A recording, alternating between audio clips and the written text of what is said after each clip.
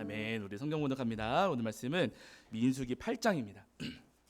민수기 8장 5절부터 26절까지 말씀 함께 합독하시겠습니다. 민수기 8장 5절부터 26절입니다.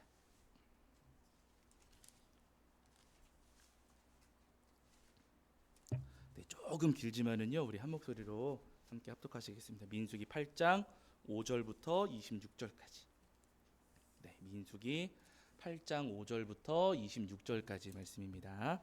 자, 우리 찾으신 줄 알고 한 목소리로 합독하겠습니다. 함께합니다. 여호와께서 모세에게 말씀하여 이르시되 이스라엘 자손 중에서 레위인을 데려다가 정결하게 하라. 너는 이같이 하여 그들을 정결하게 하되 곧 속죄의 물을 그들에게 뿌리고 그들에게 그들의 전신을 삭도로 밀게 하고 그 의복을 빨게 하여 몸을 정결하게 하고 또 그들에게 수송아지 한 마리를 번제물로 기름 섞은 고운 가루를 그 소제물로 가져오게 하고 그 외에 너는 또 수송아지 한 마리를 속죄제물로 가져오고 레위인을 회막 앞에 나오게 하고 이스라엘 자손의 온 회중을 모으고 레위인을 여호와 앞에 나오게 하고 이스라엘 자손이 그들에게 안수하게 한 후에 아론이 이스라엘 자손을 위하여 레위인을 흔들어 바치는 제물로 여호와 앞에 드릴지니 이는 그들에게 여호와께 봉사하게 하기 위함이라.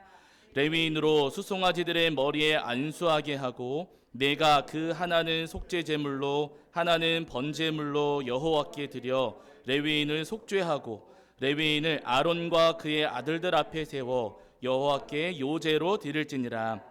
너는 이같이 이스라엘 자손 중에서 레위인을 구별하라. 그리하면 그들이 내게 속할 것이라. 내가 그들을 정결하게 하여 요제로 드린 후에 그들이 회막에 들어가서 봉사할 것이니라. 그들은 이스라엘 자손 중에서 내게 온전히 드린 바 된 자라. 이스라엘 자손 중 모든 초태생 곧 모든 처음 태어난 자 대신 내가 그들을 취하였나니 이스라엘 자손 중에 처음 태어난 것은 사람이든지 짐승이든지 다 내게 속하였음은 내가 애굽 땅에서 모든 처음 태어난 자를 치던 날에 그들을 내게 구별하였음이라. 이러므로 내가 이스라엘 자손 중 모든 처음 태어난 자 대신 레위인을 취하였느니라. 내가 이스라엘 자손 중에서 레위인을 취하여 그들을 아론과 그의 아들들에게 주어 그들로 회막에서 이스라엘 자손을 대신하게 하여 봉사하게 하며 또 이스라엘 자손을 위하여 속죄하게 하였나니 이는 이스라엘 자손이 성소에 가까이 할 때 그들 중에 재앙이 없게 하려 하였음이니라. 모세와 아론과 이스라엘 자손의 온 회중이 여호와께서 레위인에 대하여 모세에게 명령하신 것을 다 따라 레위인에게 행하였으되 곧 이스라엘 자손이 그와 같이 그들에게 행하였더라. 레위인이 이에 죄에서 스스로 깨끗하게 하고 그들의 옷을 빨매 아론이 그들을 여호와 앞에 요제로 드리고 그가 또 그들을 위하여 속죄하여 정결하게 한 후에 레위인이 회막에 들어가서 아론과 그의 아들들 앞에서 봉사하니라. 여호와께서 레위인의 일에 대하여 모세에게 명령하신 것을 따라 그와 같이 그들에게 행하였더라.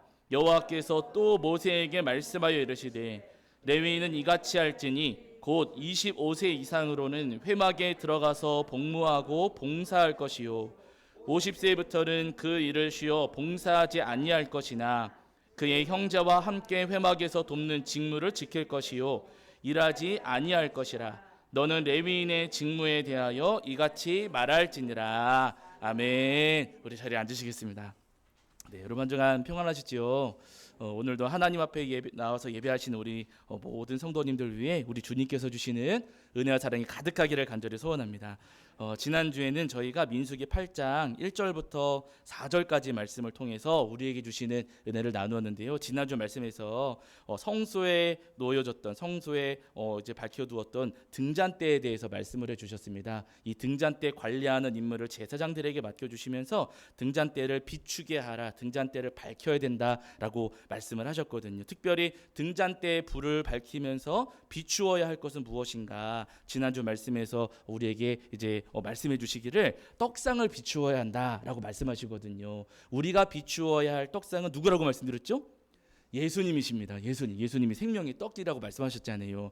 하나님께서는 우리가 예수님을 비추면서 이 땅을 살아가야 된다라고 말씀을 하셨어요. 광야처럼 여러분 어두운 세상을 살아갈 때, 길이 보이지 않고 막막하고 답답한 세상을 살아갈 때 나를 비추어 보고 내 생각을 돌아보면은 여러분 답이 나오지를 않습니다. 그러나 이 답답하고 막막한 세상을 살아갈 때 우리가 어떻게 이 세상을 승리하며 살아갈 수가 있는가?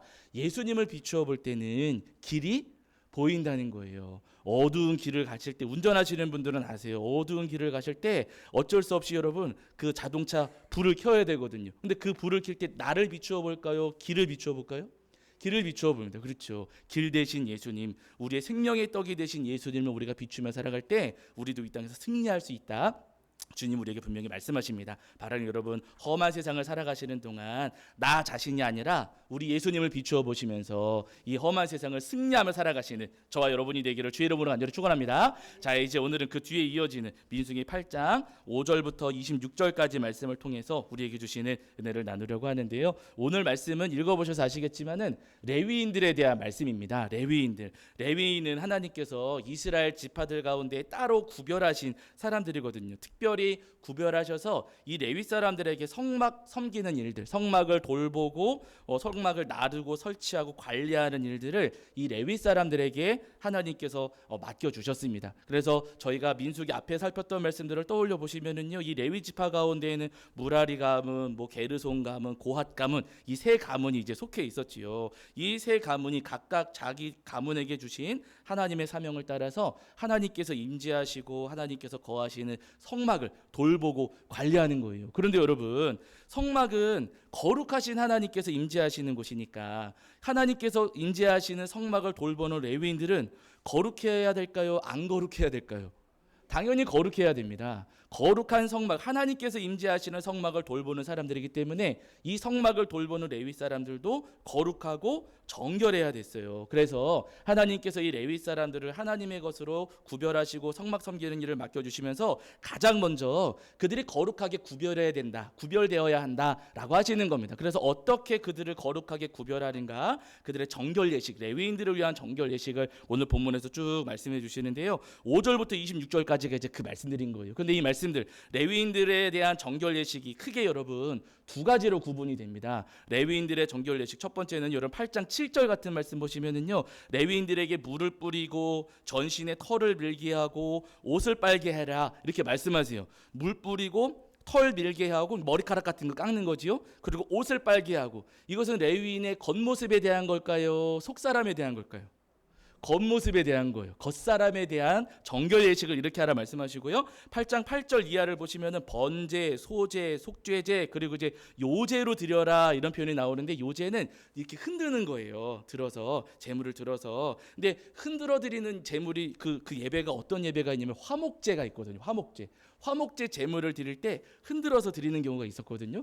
그러니까 여러분 8장 8절 이하를 보시면은 레위인들을 정결하게 구별하면서 번제, 소제, 속죄제, 화목제를 드려라 라고 하시는 거예요. 그럼 번제, 소제, 속죄제, 화목제는 겉사람에 대한 걸까요? 속사람에 대한 걸까요? 속사람에 대한 겁니다. 그러니까 여러분, 하나님께서 레위인들을 정결하게 거룩하게 구별해라 라고 말씀하실 때, 첫 번째는 겉모습도 거룩해야 되는 것이고, 두 번째는 속사람도 거룩해야 된다, 하나님 말씀하시는 거예요. 여러분, 겉으로만 거룩하고 속이 거룩하지 않다면은요, 그 사람은 거룩하다고 말할 수가 없습니다. 온전한 하나님의 사람이라고 말할 수가 없어요. 반대로 속사람은 거룩한데 겉으로는 거룩하지 않아요. 그러면 그 사람도 여러분 하나님의 사람이라고 이야기할 수가 없습니다. 하나님의 사람이라면은요, 겉과 속이 모두 다 거룩해야 된다라고 하시는 거예요. 그래서 제가 예전에 여러분 예를 들어서 말씀드렸잖아요. 가끔 어떤 목사님들, 좀 자신감 넘치는 목사님들 가끔 이제 보시면은요, 설교하시면서 욕하시는 분들 계세요. 앞에서 소새끼 이렇게 하면서 이렇게 강아지 이렇게 하시면서 여러분 막 욕하시는 분들 계세요. 그럴 수 있을까요? 없을까요? 없어요. 그럴 수 없습니다. 그래서 하나님께서 구별하여 말씀하실 때 속과 겉이 모두 다 정결하고 거룩해야 된다고 말씀을 하세요. 거룩하신 하나님의 말씀을 전하는데 그 말씀을 욕에 담아서 전할 수 있다? 여러분, 그건 말이 안 되는 겁니다. 예, 말이 안 되는 거예요. 그러니까 여러분 하나님의 사람들은요 겉과 속이 전부 다 정결하고 거룩해야 된다. 하나님 우리에게 분명히 말씀하십니다. 이 말씀 여러분 오늘 우리에게도 동일한 말씀이세요. 우리가 예수님의 사람이라고 하나님의 사람으로서 또 이 땅 가운데 살아가지 않습니까? 그럼 여러분 우리가 하나님의 사람으로 예수님의 사람으로 이 땅을 우리가 살아가려면은요 오늘 우리도 겉과 속이 전부 다 거룩하고 정결해야 된다는 거예요. 우리가 겉과 속이 모두 다 거룩하고 정결할 때 우리가 온전한 하나님의 사람이라고 주님 우리에게 분명히 말씀하십니다. 바라기 여러분 우리 모두가 하나님께 속한 하나님의 온전한 하나님의 사람이 될 수 있도록 겉과 속을 모두 다 거룩하고 정결하게 지키시는 저와 여러분이 되기를 주의 이름으로 간절히 축원합니다. 자, 그 가운데 사실은 지금까지는 서론이었고요. 중요한 것은 그 다음이에요. 오늘 말씀에 그 가운데 우리가 새겨보고 마음에 또 깊이 담아두어야 될 말씀이 한 구절이 있는데 어디냐면은 여러분 8장 8절부터 11절까지 말씀입니다. 자, 8장 8절부터 11절입니다. 민수기 8장 8절부터 11절. 자, 8장 8절부터 11절입니다. 읽겠습니다. 시작. 또 그들에게 숫송아지 한 마리를 번제물로 기름 섞은 고운 가루를 그 소제물로 가져오게 하고 그 외에 너는 또 숫송아지 한 마리를 속죄 제물로 가져오고 레위인을 회막 앞에 나오게 하고 이스라엘 자손의 온 회중을 모으고 레위인을 여호와 앞에 나오게 하고 이스라엘 자손이 그들에게 안수하게 한 후에 아론이 이스라엘 자손을 위하여 레위인을 흔들어 바치는 제물로 여호와 앞에 드릴지니 이는 그들에게 여호와께 봉사하게 하기 위함이라. 아멘. 자, 오늘 이 말씀이 지금 레위인들이 거쳐야 할 정결 예식의 한 장면을 저희에게 보여주시는 말씀인데요. 여기 보시면은 레위인들을 정결하기 위해서 제물을 가져와서 하나님 앞에 예배를 드려라 라고 하십니다. 근데 하나님 앞에 드리는 예배의 종류가 몇 가지라고요? 제가 앞에도 말씀드렸는데 몇 가지요? 몇 가지요? 네 가지입니다. 네 가지. 4가지 그러시면 안 되시고요. 네 가지를 말씀하셨어요. 번제, 소제, 속죄제 그리고 화목제예요. 요제로 드리는 게 화목제거든요. 여기에 뭐가 빠졌을까요? 속건제가 빠졌습니다. 레위기에서 지금 5대 제사할 때 속건제도 포함이 되는데 속건제가 빠졌어요. 근데 속건제는 다른 사람에게 내가 잘못을 저질러서 배상, 보상, 변상해야 되는 그런 경우에 드리는 예비였기 때문에 오늘 레위인들을 정결하게 하는 예식 가운데 하고는 성격이 맞질 않습니다. 그래서 속건제는 그래서 제외가 된 거예요. 다만 번제, 소제, 속죄제, 화목제 예배를 드려야 된다라고 하시는데 제가 오늘 말씀 읽어 내려가면서 제 마음에 딱 와닿았던 구절들이 있었어요. 여러분 말씀 보시면은 번제를 드리라고 하실 때 번제를 위한 제물이 있을까요, 없을까요? 있을까요, 없을까요? 있습니다. 8절 보시면은 숫송아지 한 마리를 번제의 제물로 드리라고 하셨어요. 그러니까 번제 제물은 송아지 한 마리 데려오면 됩니다. 그리고 소제 제물 가져올까요, 안 가져올까요? 가져와요. 거기 보시면 기름 섞은 고운 가루, 그 소제물 이렇게 말씀하셨으니까 기름 섞은 고운 가루를 가져오면 되는 거예요. 그리고 여러분 속죄제 제물이 있을까요, 없을까요? 있어요. 속죄제 제물도 숫송아지 한 마리 이렇게 말씀하셨습니다. 그런데 여러분 화목제 제물 보이세요, 안 보이세요? 화목제 제물이 보이지가 않아요. 번제, 소제, 속죄제 같은 경우는 하나님께서 명확하게 제물을 말씀하셨는데 화목제에 대해서는 명확하게 어떤 제물을 가져오라고 명확하게 말씀하지 않으셨습니다. 아니 다른 제물 번제, 소제, 속죄제는 다 말씀해 주셨으면서 왜 화목제에 대해서는 명확하게 말씀이 없으셨을까? 왜 화목제 제물은 본문에 잘 드러나지 않는 것일까? 제가 사실은 고민이 됐어요. 그런데 여러분 말씀 쭉 읽어 내려가시면 화목제 제물이 없는 게 아니에요. 화목제 제물이 있습니다. 어디 나오냐면 여러분 10절과 11절을 다시 한번 보세요. 10절과 11절. 자, 한 번 더 읽겠습니다. 10절과 11절 읽겠습니다. 시작. 레위인을 여호와 앞에 나오게 하고 이스라엘 자손이 그들에게 안수하게 한 후에 아론이 이스라엘 자손을 위하여 레위인을 흔들어 바치는 제물로 여호와 앞에 드릴지니 이는 그들에게 여호와께 봉사하게 하기 위함이라. 아멘. 이렇게 말씀하셨어요. 레위 사람들을 회막 앞으로 나오게 해라 라고 하셨습니다. 그리고 레위 사람들에게 누가 안수해요? 12지파, 그러니까 대표들이 나와서 했겠죠. 12지파 모든 사람들이 나와서 하면 머리 콱 눌러가고 다칠 수가 있거든요. 아마 12지파의 대표들이 나와서 안수했을 거예요. 회막 앞에서. 근데 여러분 저희가 레위기 말씀 살펴보실 때 그때 레위기 말씀을 한번 떠올려 보세요. 우리가 하나님 앞에 번제의 제물을 가져왔을 때 그 번제의 제물에 안수하는 사람이 누구였어요? 제사장이었을까요? 제물을 가져온 죄인이었을까요? 죄인입니다.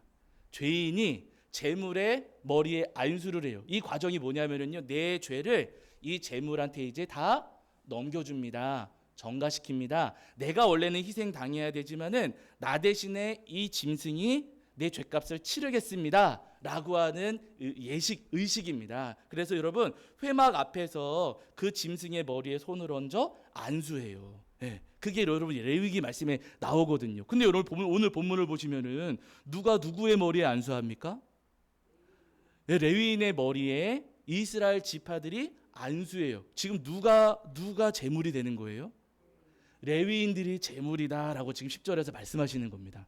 예, 지금 번제, 소제, 속죄제는 전부 다 따로 제물이 있었어요. 그런데 화목제 제물에 대해서는 하나님께서 레위인들 너희가 제물이다라고 지금 성경에서 말씀하시는 거예요. 그래서 여러분 11절에서 레위인을 어떻게 하라고요? 흔들어 바치는 제물로 여호와 앞에 드릴지니 이르시잖아요. 그러니까 여러분, 레위 사람들이 하나님 앞에 제물이 되어야 한다라고 지금 성경에서 말씀하시는 거예요. 레위 사람들이 하나님 앞에 드려지는, 하나님 앞에 올려지는 제물이 되어야 한다 하시는 것이죠. 여러분, 오늘 우리도 마찬가지입니다. 하나님께서는 하나님의 사람들에게, 우리 성도님들에게, 우리 하나님을 섬기고 예수님을 섬기며 이 땅을 살아가시는 우리 모든 성도님들에게 오늘 동일하게 말씀하시기를 레위인들에게 하셨던 것처럼 오늘 우리가 제물이 되어야 한다라고 주님은 우리에게 분명히 말씀하세요. 로마서 여러분 12장 1절을 보시면은 바울 사도를 통해서 말씀하셨거든요. 여기 민수기에는 책갈피를 해놓으시고 여러분 로마서 한번 가보실게요. 로마서 12장 1절입니다. 로마서 12장 1절, 신약성경 256페이지입니다. 신약성경 256페이지에 로마서 12장 1절입니다. 로마서 12장 1절, 제가 가진 성경으로는 신약성경 256페이지에 있습니다. 로마서 12장 1절.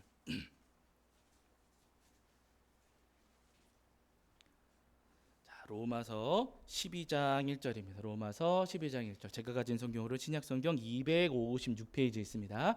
자, 우리 찾으신 줄 알고 함께 읽겠습니다. 함께 합니다. 시작. 그러므로 형제들아, 내가 하나님의 모든 자비하심으로 너희를 권하노니 너희 몸을 하나님이 기뻐하시는 거룩한 산 제물로 드리라. 이는 너희가 드릴 영적 예배니라. 아멘. 말씀하셨어요. 여러분, 우리 몸을 어떻게 하라고요? 예, 거룩한 산 제물로 드리라라고 말씀하셨어요. 우리가 하나님 앞에 우리 자신을 하나님께 제물로 드려야 한다. 하나님께서는 우리가 우리의 모든 마음과 우리의 모든 삶을 하나님 앞에 제물로 드리기를 원하신다라고 우리 분명히 말씀하십니다. 여러분, 여기서 우리가 오해하지 마셔야 될 것은요, 하나님께 우리를 제물로 드린다고 할 때 우리의 몸을 쳐서 실제로 우리의 생명을 끊으라는 말씀은 아니세요. 그래서 여러분 로마서에도 말씀하실 때 거룩한 죽은 제물입니까? 거룩한 산 제물입니까? 산 제물이에요. 여러분, 그냥 생명을 끊으라는 말씀이 여러분 아닙니다. 우리가 우리의 몸을 하나님 앞에 거룩한 살아있는 제물로 드려야 한다라고 하시는데요. 그렇다면 제물로 드릴 때는 어쨌든 죽긴 죽어야 되잖아요. 그러면 우리가 산 제물인데 우리가 어떻게 죽을 수가 있는가? 여러분, 이 말씀은요, 우리의 생명을 끊으라고 하시는 말씀이 아니라 우리의 자아가 죽어야 된다 하시는 말씀입니다. 우리가 하나님 앞에 우리의 몸과 우리의 삶을 제물로 올려드릴 때 하나님께서 원하시는 것은요, 우리의 자아가 죽어져서 우리의 못난 자아를 죽이면서 하나님 앞에 제물로 올려드리기를 원하신다는 거예요. 자아라고 하면 단어가 어려울 수도 있어요. 여러분, 어려운 게 아닙니다. 내 생각을 죽여야 되고 내 때로는 인격도 죽여야 됩니다. 그리고 때로는 내 자존심도 죽일 수 있어야 되고요. 그리고 때로는 내 성질도 죽일 수 있어야 되고 내 모든 마음과 내 모든 생각과 나의 모든 계획들을 하나님 앞에 우리가 과감하게 죽이고 엎드릴 때 하나님께서 우리를 거룩한 산제물로 받아주시고 우리를 기뻐하신다고 성경에서 오늘 우리에게 말씀하세요. 그래서 여러분 갈라디아서에서도 말씀하셨거든요. 갈라디아서 여러분 6장도 한번 보실게요. 조금만 뒤로 가셔서 갈라디아서 6장 24절입니다. 신약성경 308페이지입니다. 자, 갈라디아서 6장 24절입니다. 신약성경 308페이지 정도의 갈라디아서 6장 24절. 네, 갈라디아서 6장 24절. 신약성경 308페이지 정도 있습니다. 갈라디아서 6장 24절. 네.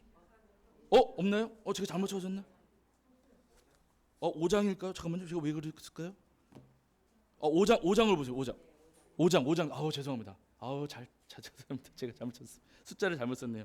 갈라디아서 5장 맞습니다. 갈라디아서 5장 24절. 아마 제가 찾은 구절하고 맞을 것 같거든요. 그리스도라고 시작하죠. 네 맞습니다. 우리 시작하겠습니다. 학교인데 시작. 그리스도 예수의 사람들은 육체와 함께 그 정욕과 탐심을 십자가에 못 박았느니라. 아멘. 이렇게 말씀하세요. 그리스도 예수의 사람들은 육체와 함께 뭘 못 박았다고요? 정욕과 탐심. 그러니까 여러분 우리의 마음에 있는 내 욕심들, 고집들, 나의 성격도, 나의 계획도, 나의 생각도 우리가 예수님의 십자가에 전부 다 못 박아야 된다. 우리가 그렇게 제물로 우리의 모든 삶과 마음을 하나님 앞에 또 예수님 앞에 올려드려야 된다라고 주님 우리에게 말씀하십니다. 바라는 여러분, 우리에게 있는 주님께서 바라시는 것처럼 우리 성도님들, 저도 마찬가지입니다. 우리에게 있는 못난 자아들, 내 생각과 고집들, 나의 성격도 나의 자존심도 모두 다 주님의 십자가에 못 박아서 주님 앞에 거룩한 제물로 올려드리시는 저와 여러분이 되기를 주의 이름으로 간절히 축원합니다. 여러분 우리의 자아를 그렇게 십자가에 못 박아 죽이는 것이 어쩌면은 못마땅하고 속상하실 수도 있어요. 왜냐하면은 억울하잖아요. 솔직히 내 자존심 버리고 내 성격 꺾으면서 살아가고 하는 거 여러분 나도 한 성깔 할 수 있는데 여러분 소리 지르지 못하고 내 성질 내지 못하고 내 생각 주장하지 못하고 그렇게 살아가는 것이 여러분 때로는 속상하고 억울하고 못마땅하실 수도 있습니다. 그러나 여러분 그 삶이 결코 억울한 삶이 아니라는 거예요. 왜냐하면은 내가 그렇게 죽어서 예수님 앞에 나의 자아를 죽이고 살아가면은요 그러면 여러분 열매가 열려요. 예수님께서 말씀하셨잖아요. 한 알의 밀이 땅에 떨어져 죽으면 어떻게 된다고요? 많은 열매를 맺느니라. 예수님 말씀하셨거든요. 내가 죽으면은 여러분 내 자아가 죽고 내 마음이 죽고 내 자존심이 죽고 내 생각이 죽어지면 그러면 여러분 나를 통해서 많은 열매가 열려진다라고 주님께서 우리에게 분명히 말씀하셨어요. 결코 우리가 손해가 아니라는 겁니다. 그래서 여러분 오늘 우리가 읽었던 민수기에서도 그 말씀이 나오거든요. 다시 한번 여러분 책갈피 해놓으셨죠? 자 민수기 8장 19절입니다. 민수기 8장 19절 책갈피 해놓으셨을 테니까 여러분 딱 넘어가시면 됩니다. 민수기 8장 19절.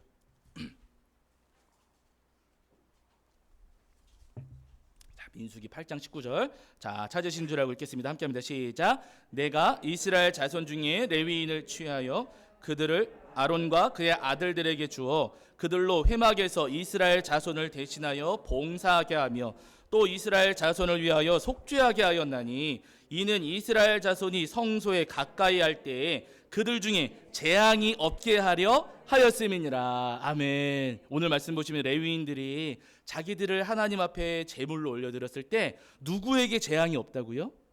다른 12지파 사람들에게 재앙이 없다라고 하시는 거예요. 레위인들이 앞장서서 하나님을 섬기면서 살아갈 때 이스라엘 백성들이 실수하고 잘못하여 징계 있는 일들을 막을 수가 있다. 저들에게 재앙이 임하지 않는다라고 하나님께서 분명히 말씀하십니다. 그러니까 여러분 이 말씀을 저희가 다시 이야기를 하면은요. 레위인들이 자기들의 삶을 하나님 앞에 제물로 올려드렸을 때 누가 산다는 거예요. 12지파 모든 사람들이 살아난다. 그들의 생명을 지킬 수가 있다라고 여러분 성경 우리에게 말씀하시는 겁니다. 여러분 오늘 우리도 마찬가지입니다. 우리의 자아를 주님의 십자가에 못 박고 우리가 제물로 올려드리면은요 우리 주변 사람들이 나로 인해서 살아날 수가 있어요. 목사인 제가 죽으면 누가 살까요? 제가 성질 죽이고 제가 못된 성질 죽이고 교만한 목도 꺾어버리고 고집도 없애버리고 하면서 제가 저를 죽이면서 살아가면 누가 살아나실까요? 우리 성도님들이 살아나시는 것이고 그렇죠. 그리고 우리 성도님들이 각각 자신의 생각과 욕심을 십자가에 못 박으시면은 우리 성도님들을 통해서 누가 살아날까요? 그럼요. 주변 사람들 우리 가족분들이 또 살아나시는 겁니다. 저와 우리 성도님들이 이 땅을 살아가시면서 우리의 못난 자존심과 우리의 못난 생각들을 예수님의 십자가에 못 박으며 살아간다면 이 나라 이 민족이 살아날 수가 있다는 거예요. 바라는 여러분 우리 교회를 살려주시고 가족을 살려주시고 또 이 나라 이 민족을 살려주실 우리 주님의 은혜를 소망하시면서 기꺼이 우리의 고집과 우리의 생각과 욕심과 자존심을 주님의 십자가에 못 박으시는 저와 여러분이 되기를 주의 이름으로 간절히 축원합니다. 우리 성도님들이 스데반을 기억을 하실 텐데요. 스데반은 초대교회에서 이방인들을 섬기기 위해 세워졌던 7명의 일꾼 가운데 한 사람이었습니다. 예수님을 믿는 분명한 믿음이 있었고 또 정말 최선을 다해서 복음을 전하시는 분이었어요. 얼마나 열심히 했는지 예수님께서 이 스데반을 귀하게 보셔가지고 여러분 여러분 사도행전 말씀을 보시면은요, 이 스데반을 통해서 많은 권능이 있었다, 많은 역사가 있었다라고 하시거든요. 그러니까 스데반이 정말 주님께서 보실 때 아주 훌륭한 복음의 일꾼이었습니다. 그래서 스데반이 기도할 때 막 병든 자가 일어나기도 하고 귀신이 도망가는 일들도 일어났던 것이죠. 그러다 보니까 이 스데반에 대한 소문이 널리 퍼졌어요. 그 소문을 이제 대제사장들, 제사장 그룹이 들었습니다. 이 제사장들은 초대교회를 되게 싫어했거든요. 근데 초대교회에 이제 스데반이라고 하는 사람이 열심히 복음 전하면서 다니니까 제사장들 눈에 가시였어요. 그래가지고 이 스데반을 붙잡아 왔습니다. 붙잡아서 스데반을 신문하고 스데반을 이제 그 뭐라 그럴까, 재판을 이제 하려고 하는 거거든요. 근데 그 앞에서도 스데반이 조금도 주눅들지 않고 예수님의 십자가 복음을 아주 당당하게 전했어요. 예수님은 하나님의 아들이시고 우리를 구원하신다는 그 십자가 복음을 아주 당당하게 전했습니다. 근데 그 말씀을 들은 제사장들은 화가 났어요. 자기들은 그런 이야기 듣고 싶지 않거든요. 그래가지고 스데반에게 이제 신성 모독이라고 하는 죄를 뒤집어 씌워가지고 스데반에게 사형을 선고하고 사형을 집행하게 되는데, 잘 아시는 것처럼 사형을 집행할 때 여러분 뭐 아주 쉽게 생명을 끊는 게 아니라 돌을 던져서 죽였어요. 그래서 스데반을 성 밖으로 끌고 나가가지고 구덩이를 파놓고서는 이제 돌을 던지는 겁니다. 돌을 던지는데 그 스데반을 처형하는데 앞장섰던 사람, 우리 성도님들 잘 아시는 사람이잖아요. 스데반에게 돌 던져가지고 처형하는데 앞장섰던 사람이 누구예요? 사울. 그때 당시에는 사울, 나중에는 바울이라고 이름을 이제 고쳐서 사용을 하죠. 어쨌든 사울이 이 스데반을 처형하고 사형을 집행하는데 앞장서고 주도했던 그런 사람이었습니다. 이 사울이 이 스데반에게 돌을 던져가지고 결국 그 돌에 맞아서 스데반이 그 자리에서 순교하여 돌아가시게 되죠. 그러면 여러분 스데반 입장에서 여러분 스데반 잘못한 게 있어요, 없어요? 있습니까, 없습니까? 없어요. 잘못한 거 없습니다. 예수님의 복음 전하는 게 뭐가 잘못이고, 아니 병든 사람 고쳐주고 귀신 들린 사람 귀신 내쫓아주고 한 게 여러분 왜 죄가 돼요? 오히려 그거는 칭찬받아 마땅한 일 아니겠습니까? 선한 일 했고 옳은 일을 했는데 내가 돌에 맞고 있어요. 우리 성도님들이 선한 일 하셨는데 막 누가 돌 던져고 돌 맞고 있어요. 막 손가락질 받아요. 그럼 화 나실까 안 나실까? 예? 화? 저도 나요. 내가 잘못한 거 없는데 여러분 누가 와가지고 왜 그러냐고 막 그러면은 여러분 당연히 화가 나지 않겠습니까? 그러면 참고 계시겠어요? 나한테 맞춘 돌 집어서 던지시겠어요? 예? 저는 던질 거예요. 저 같으면은요 가만히 있어봐 그러고 저도 날라오는 거 잡아서 다시 던지고 눈싸움하는 것처럼 똑같이 저는 집어 던질 것 같습니다. 억울하니까 내가 무엇을 잘못했다고 나한테 그러느냐, 당신도 한번 당해봐라, 당신 예수님의 진노를 받을 것이다 하면서 똑같이 집어 던질 것 같습니다. 그런데 여러분 놀라운 것은 스데반은 던졌습니까, 안 던졌습니까? 안 던지셨어요. 잘못이 아무것도 없습니다. 스데반은 잘못한 게 진짜 하나도 없어요. 근데 유대인들 입장에서 볼 때 그들의 시각에서 잘못이지 로마의 시각으로 보아도 스데반은 잘못한 게 사실은 없습니다. 그런데 잘못 없는 그 상황에서 자기가 돌에 맞고 있음에도 불구하고 스데반은요 그들에게 똑같이 돌 던지지도 않고 똑같이 소리 지르지도 않고 똑같이 화내지도 않고 자기의 고집도 자기의 욕심도 다 내려놓고 그냥 그 돌을 전부 다 맞으셨다는 거예요. 그래가지고 여러분 스데반이 그 자리에서 돌아가셨습니다. 순교하셨지요. 하늘에 떨어진 미랄이 되었어요. 놀라운 것은 여러분 스데반이 그렇게 돌에 맞아서 죽었을 때 어떤 사람들은 바보 같은 죽음이다, 어리석은 죽음이다 이야기할지 모르겠지만은요, 스데반이 그렇게 하늘에 떨어진 그 미랄이 되었을 때 그 미랄의 열매가 있었습니까, 없었습니까? 있었어요. 그 자리에 서 있었던 사울이 예수님을 믿게 됐잖아요. 물론 세월이 조금 지나간 뒤이기는 하지만은요, 스데반에게 돌 던졌던 사울이 결국에는 예수님을 믿게 되는 놀라운 복음의 열매가 열렸습니다. 스데반이 스스로 제물 되었을 때, 스데반이 스스로 희생 제물이 되었을 때 그 제물을 통하여서 여러분 사울이 변화되는 놀라운 역사가 일어났어요. 여러분 너무 신기하고 놀라운 것은, 신기하다고 하긴 좀 그렇지만은 바울 사도가 복음을 전하시다가 바울 사도 돌에 맞은 적이 있습니까, 없습니까? 있어요. 루스드라 성에 가셨을 때 바울 사도 저희가 지난주에 말씀드렸잖아요. 돌에 맞으셨습니다. 바울 사도가 그 루스드라에서 돌 맞으실 때 여러분 누구 생각났을까요? 당연히 예수님은 당연하니까 우리가 첫 번째니까 0번이니까 여러분 빼놓으시고 예수님 다음으로 생각나는 분은 아마 스데반이었을 겁니다. 그래서 그랬는지 모르지만 이런 바울 사도가 루스드라에서 돌 맞으실 때 바울 사도가 똑같이 저처럼 던지십니까? 안 던지십니까? 저처럼 하지 않으시고 스데반이 보여주었던 것처럼 여러분 바울 사도도요 그 돌을 다 맞으셨어요.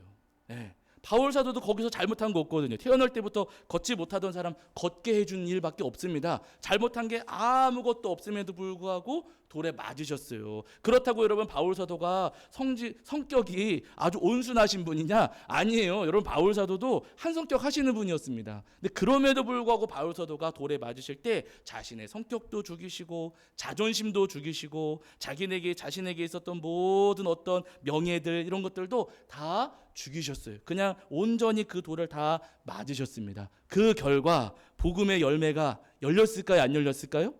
열렸습니다. 네. 2차 전도 여정 때 바울 사도가 다시 루스드라 가셨잖아요. 거기서 누구를 만나세요? 디모데.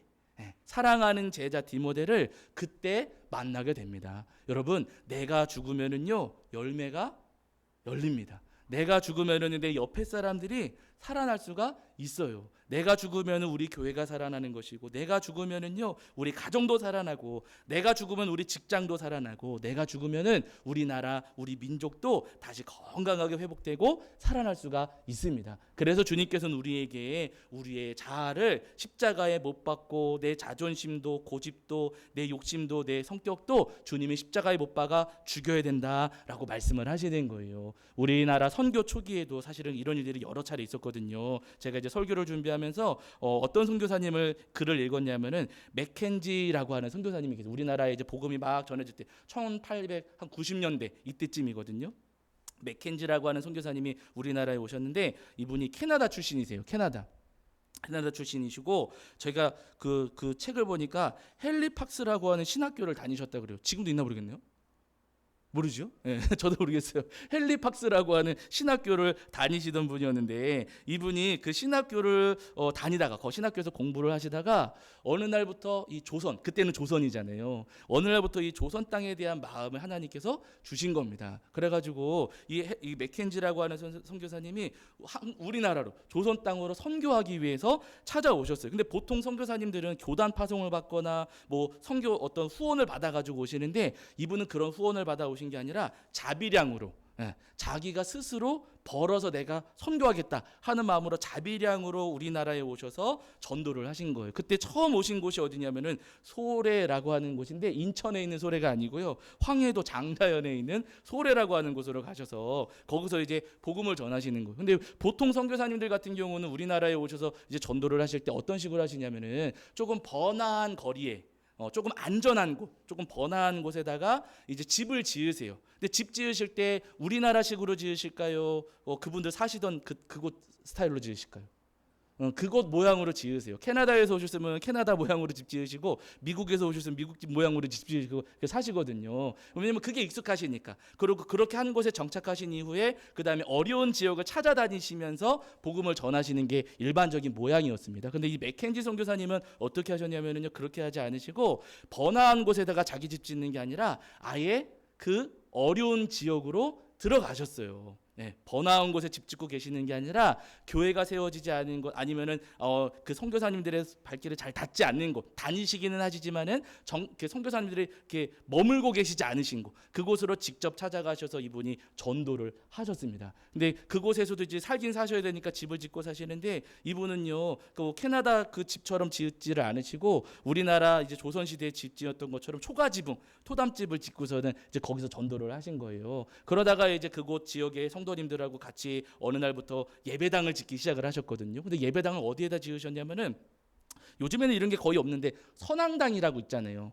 언덕 중턱쯤에 이렇게 선앙당이라고 있는데, 그 선앙당 자리에다가, 선앙당을 없애버리고 그 선앙당 자리에다가 예배당을 짓는 공사를 시작하셨다 그러세요. 여러 사람들이 우리가 도와주겠다, 뭐 선교비 보내주겠다 이야기를 하셨는데, 이분이 다 거절하셨다 그러세요. 우리 손으로 하겠다, 우리의 실력으로 하겠다, 우리의 능력으로 하겠다 하시면서 모든 도움과 모든 후원을 다 거절하시고 자기들 손으로 이 예배당을 건축해 지으신 겁니다. 그래가지고 시간은 많이 걸리기는 했지만은요, 그래도 예배당을 다 지어서 올려드렸어요. 예. 그때가 언제냐면 여러분 그 날짜가 남아 있어요. 1895년 6월 17일 날 예배당을 공사를 다 마쳤다라고 기록이 남아 있거든요. 중요한 것은 중요하다기보다 참 안타까운 것은 뭐냐면 여러분 1895년 6월 17일 날 그렇게 열심히 예배당 공사를 해서 하나님 앞에 올려드렸는데 그러고 나서 일주일이 지난 다음에 안타까운 일이 벌어졌어요. 이 맥켄지 선교사님이 갑자기 돌아가신 거예요.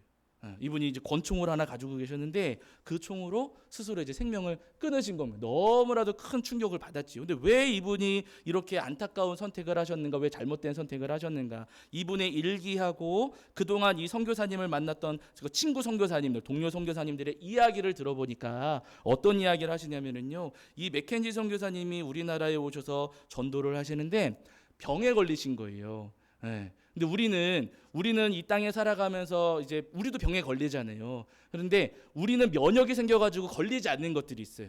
근데 외국에서 살다 오신 분들이 왔을 때 우리와 똑같은 면역이 없어서 그 병에 걸리는 경우들이 있거든요. 그래서 가끔 물갈이 한다 그런 이야기도 하잖아요. 물이 안 맞거나 아니면 우리는 이미 다 한 번씩 다 겪은 병이어서 걸리지 않는데 그분들한테는 아주 치명적인 그런 질환들 또 이제 전염병이나 병들이 있거든요. 이 맥켄지 선교사님도 그런 병에 걸리셨던 겁니다. 그래가지고 교회를 건축하는 가운데에도 열이 막 펄펄 끓고 막 토하고 그렇게 일어날 수 없는 그런 상황이었음에도 불구하고 이분이 끝까지 예배당 건축을 헌신을 하신 거예요. 근데 예배당을 다 짓고 나서 보니까 자신의 몸을 이제 더 이상 치료할 수 없는 상황이 되었다라고 생각을 하신 거지요. 그 상황이면은 성도님들이 부담을 가지시고 자기 때문에 또 어려워질 수 있으니까 그런 부담을 주기 싫어가지고 이분이 안타깝게도 이제 그런 선택을 하시게 된 겁니다. 이분이 그래서 물론 이제 이분에 대한 그 자살하신 것에 대해서는 여러 가지 평가가 있을 수가 있겠지만은요. 그러나 한 가지 중요한 것은 이 맥켄지 선교사님이 우리나라에 오셔가지고 정말로 죽기까지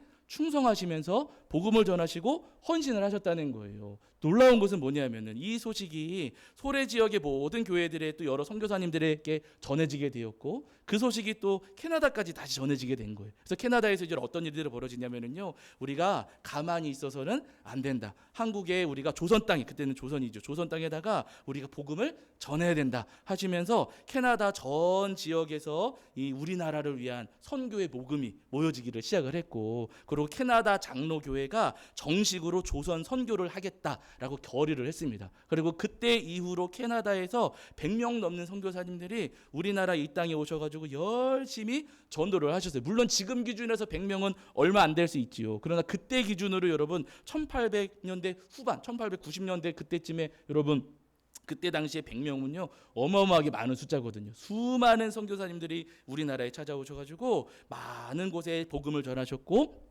그때 수많은 복음의 열매가 또 열려질 수가 있었다고 기록을 하고 있습니다. 여러분, 한 사람의 희생이, 한 사람의 죽음이 놀라운 복음의 역사 또 복음의 열매를 맺게 하는 아주 소중한 불쏘시개가 되었다는 거예요. 내가 죽고 내가 희생하면은 여러분 분명히 우리의 삶을 통해서, 우리의 희생을 통해서 열매가 열립니다. 그래서 주님께서는 우리를 제물로 드려야 된다, 우리의 자아를 주님이 십자가에 못 박아야 된다라고 우리에게 오늘 말씀하시는 거예요. 바르니 여러분, 오늘 우리 성도님들도 우리에게 주실, 우리 가정을 살려주시고 우리 교회를 살려주시고 또 이 나라 이 민족을 살려주실 우리 주님의 은혜를 주님의 놀라우신 은혜를 소망하시면서 기꺼이 우리 자신을 십자가에 못 박아서 주님 앞에 제물로 올려드리시는 저와 여러분이 되기를 주의 이름으로 간절히 축원합니다. 자, 우리 찬송합니다. 찬송가 456장입니다. 456장.